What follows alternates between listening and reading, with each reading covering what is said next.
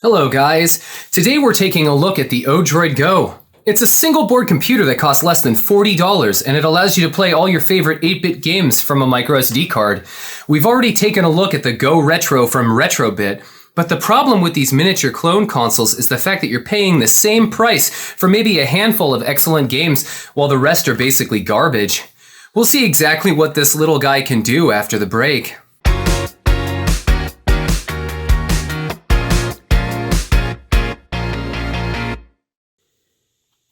So here's the box that your Odroid Go comes in. I should warn you, you do have to assemble it yourself, but it's relatively simple. So it comes with a rechargeable battery, here's the actual speaker for the audio, a micro USB cable to charge it, the main board, and you can see where you line the buttons up in order to play the games. There's the screen.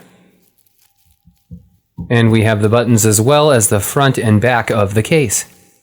I'll leave some useful links below if you need help getting started. I was originally going to record a step-by-step on how to put this little guy together, but it took me a little bit longer than I would have liked, about 30 minutes. Still, for about $36, you can't complain much. And it was a surprisingly fun project.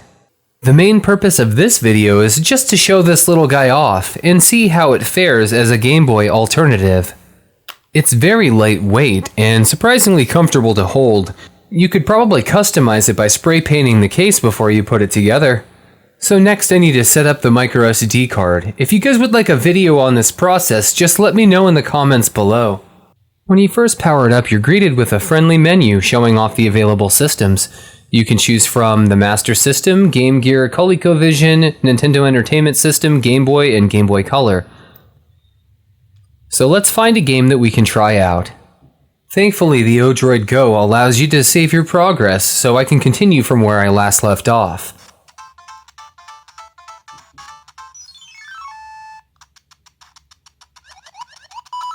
The buttons are nice and responsive. I don't really have any complaints about the build quality. Instead of a volume rocker, the Odroid Go has 4 different volume modes that you can switch between with a button. The start button acts somewhat like a hotkey. Holding it while pushing right on the D-pad allows you to change the aspect ratio.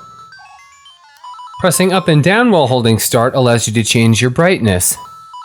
And pushing the menu button allows you to instantly save and switch back to the main menu. Okay, let's find a different game to test out. Pokemon Blue certainly brings back some memories, and I remember playing it a lot as a kid in school. The screen doesn't seem to run at a consistent 60 Hz, but it's fluent enough for most games.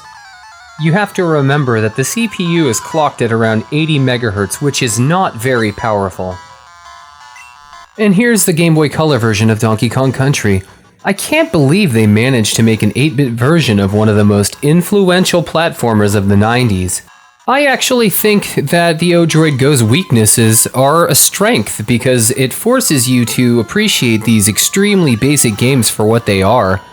However, if you're not exactly impressed, know that if this system sells above their expectations, there are plans to release a more powerful version in the future. Possibly opening the doors for Super Nintendo, Sega Genesis, or even PlayStation games in this type of form factor. I always wanted a Sega Game Gear as a kid, and I was jealous of my uncle for having one. So it is pretty amazing in this modern era that we can carry around complete video game console libraries in our pockets on a micro SD card and enjoy them with a little system like this. I have to say, while the Odroid Go is a little limited in its capabilities, it delivers a satisfying retro experience for those of us who want to relive our childhood gaming experiences on the go. This is still a fairly new device, and I'm sure more features will be added to it in the future. There's already a way to play the original Doom on it if you really wanted to. At the very least, the Odroid Go makes for an excellent stocking stuffer, and I plan on buying a few for friends and family during the holiday season. But I'd like to know your opinion. What do you guys think of the Odroid Go or other retro consoles like it? Are you planning on picking one up? Share your thoughts below and let me know what you'd like to see next. Consider liking or subscribing to support my channel, and I'll see you guys next time.